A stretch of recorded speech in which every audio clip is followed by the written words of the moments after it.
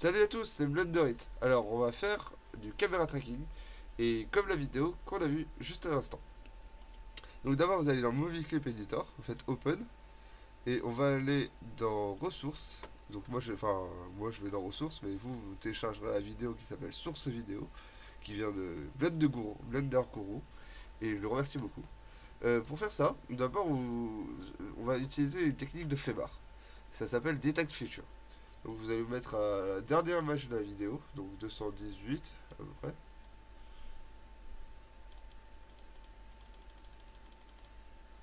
218. Ensuite, vous allez taper D et vous dessinez le contour avec tous les marqueurs qui sont là.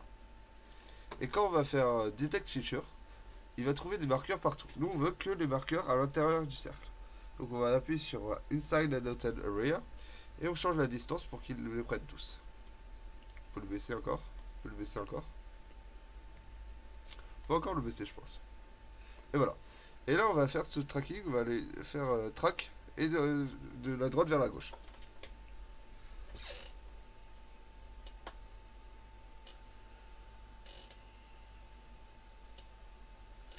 On peut aussi paramétrer les trackers pour qu'ils soient un peu moins précis et plus indulgents, mais bon.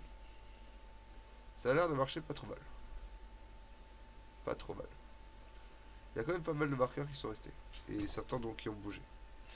Ok. Maintenant, ensuite, on va faire le même tracking, mais de ce qui est en haut. Donc on va faire D. Ah non, pardon. D'abord, on va d'abord supprimer ce qu'on a décidé en appuyant sur moins dans l'onglet View. D, on sélectionne toute cette zone-là. Et on va chercher des trackers dedans. On va peut-être en faire un peu moins. Donc on augmente un peu la distance. Et on peut track. Ce sera de la gauche vers la droite. C'est précis. Donc il fait ce qu'il peut. Maintenant ensuite, lorsqu'on est arrivé à la fin, ceci est la 217 en fait.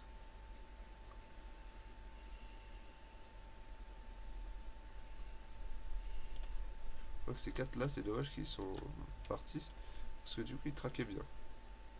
Voilà, j'ai fait un scale et je les ai traqués en arrière.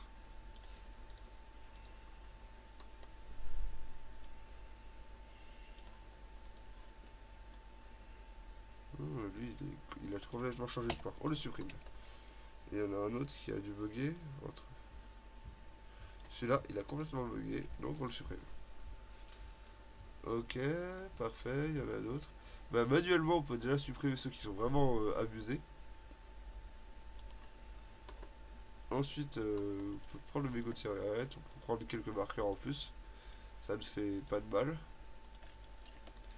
Et on les traque dans le sens 1. D'abord dans le sens moins 1. Et après dans le sens 1. Je vais en rajouter quelques-uns. Contrôle-clic. Hein.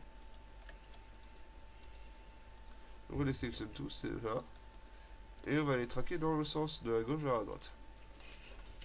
Ça va nous faire des trackers en plus, c'est pas très grave. Tant mieux même. Ok, maintenant on sélectionne tous les points. On va dans Solve et on fait Solve Camera Motion. Et du coup, là ils vont nous indiquer une erreur de 2,06 pixels en moyenne. Donc c'est pas mal, vraiment, c'est pas mal. Et on va pouvoir sélectionner 3 pour faire le solve. Donc d'ailleurs on peut tout sélectionner, on fait Setup Tracking Scene. Et là il va nous préparer la scène pour le caméra tracking. Ensuite là on le prend 3 points, ça va définir le solve. On regarde bien la qualité de ces trackers en regardant Average Error. 2,2 c'est beaucoup. 0,86 c'est bien. 0,70 c'est très bien. 1,49 c'est un peu grand. 1 ça va.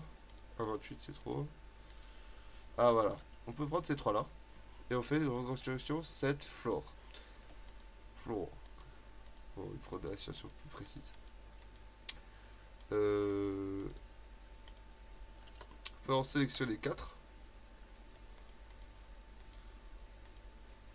Ces 4 là. Ils sont pas très erronés. Et on va faire un planar track. Donc normalement le mieux c'est de sélectionner 4 assez éloignés sur le même plan. Mais là c'est pas le cas donc c'est pas très grave. create un planner track. On va mettre ça là, celui-là ici, et celui-là ici, un peu comme pour un plan.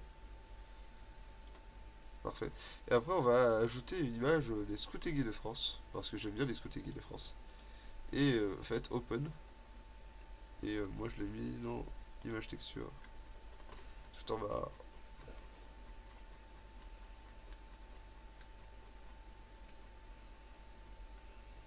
Et voilà.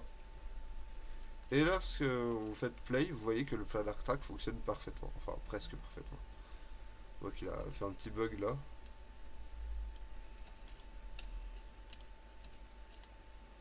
On peut corriger les petits bugs en le faisant comme un keyframe. Ça marche très bien. Maintenant on sélectionne tout et on va essayer de corriger les petits problèmes de ce genre. Il y a sur un qui a sauté de gauche à droite. On va faire un clean-up. On va filter track. Et là c'est les tracks qui nous posent problème. Donc on va aller voir où on a plusieurs clean track. Bon, on va juste faire un filter track et après on les supprime, tout simplement. Dommage pour le prendre track, on va devoir recommencer. Pas grave, on en prend 4 qui sont pas si mal. Avec le moins d'erreurs possible, si possible. Et qui forment à peu près un carré quand même.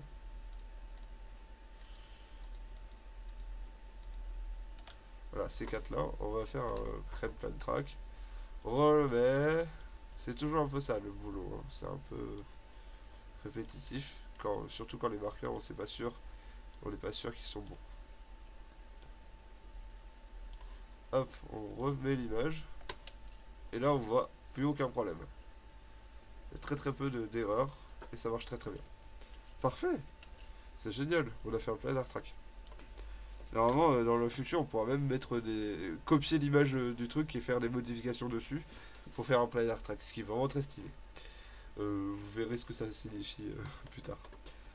Ensuite, vous pouvez aller dans le 3D Viewport. Quand vous mettez la caméra.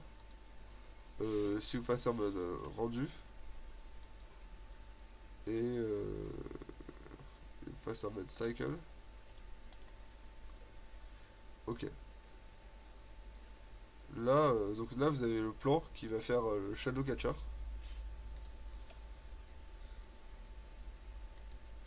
Déjà faire un rendu pour voir ce que. Ah oui, mince, j'ai oublié d'enlever mettre le dinosaure en place. Je suis pas très content parce que je l'ai coché et je l'ai pas mis. Là, c'est dommage parce qu'il n'a pas l'image, il n'a pas la vidéo dessus. C'est pas très grave.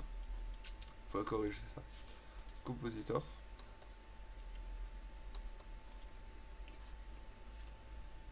Ce qu'il faut faire par contre, c'est aller dans l'onglet film et mettre transparent. Donc il va mettre tout ce qui est censé être transparent. Donc tout ce qui est en rose, c'est censé être transparent. C'est en rose parce qu'il n'a pas réussi à charger la vidéo. C'est tout. C'est la seule raison. Ah, le rendu il se fait. Je le rendu. Pour aller plus vite, je vais baisser le laser. Je vais mettre 2 ici puisqu'on a le laser, donc pas beaucoup de qualité. Donc là il fait rendu des deux. Et c'est très joli, mais il n'y a pas la vidéo derrière. On va voir pourquoi il n'y a pas la vidéo derrière. Ah, parce qu'on a oublié de brancher le alpha sur le facteur. Et là, ça va marcher.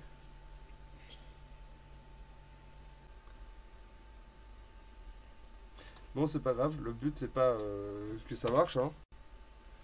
Le but est que ça soit reproductible. Ce qui est pas pareil. Bon, là, on voit que sur le backtop, ça marche. Bon, c'est pas grave, on va faire avec. En fait, on va ajouter un planar track des formes. Ici. Et on va le mélanger à l'image originale. Qui est là. Donc on copie l'alpha over. On mettra entre les deux. Et lui, on va le brancher ici. Et l'image qu'on va mettre, c'est l'image des Scouts et Guides de France. Donc on va faire input, image. Et on va charger l'image Login Scout. On branche image.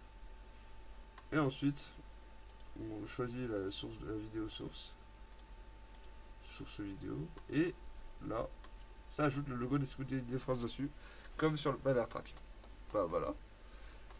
Et du coup, ça marche. Si on passe en 3D View. Ah voilà, là on voit même la vidéo, trop bien. Ça a corrigé l'erreur. Donc là on voit que tout se déforme comme prévu. Même le shadow capture il fonctionne, juste pas en mode test. Donc le plan il ne sert que de shadow capture. Là quand on fait F12 ça marche. On peut faire maintenant un cube qui tombe pour montrer que c'est en mouvement. On tourne un peu. On lui met un rigid body. Et l'autre on met sur le plan on met un rigid body mais passif. Et quand on fait le play, quand on passe, je vais mettre le timeline à 0 pour qu'il lance la simulation de truc. Quand on fait play, le cube est tombé sur le plan et du coup on le voit bouger comme ça.